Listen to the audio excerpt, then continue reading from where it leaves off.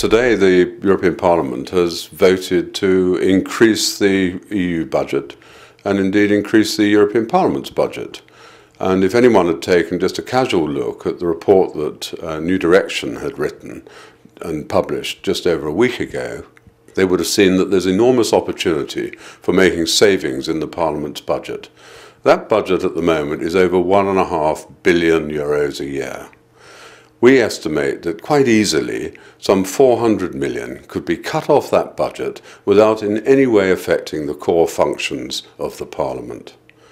We hear a lot of criticism about MEPs, and we've seen in the press already, as a result of today's vote in the Parliament, talk about MEPs cutting back on their costs and the costs of their travel and things like that.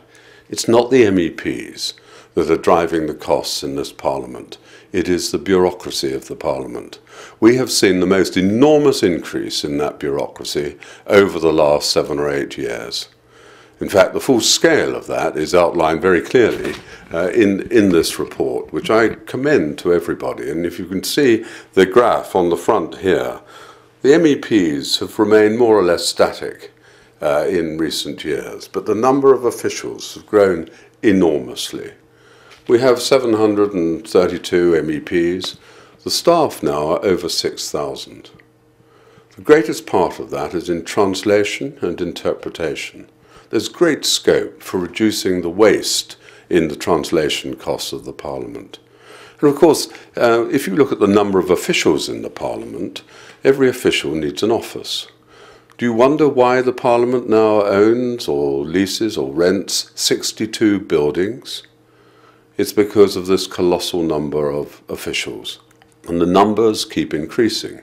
The budget now, the Parliament now is going to purchase a new building in Strasbourg and spend a lot of money in refurbishing that building.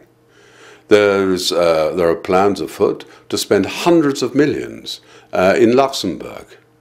This is at a time when in all of our countries governments are slashing public expenditure. And yet the European Parliament and other EU institutions go on spending money with enormous profligacy as if it just doesn't matter.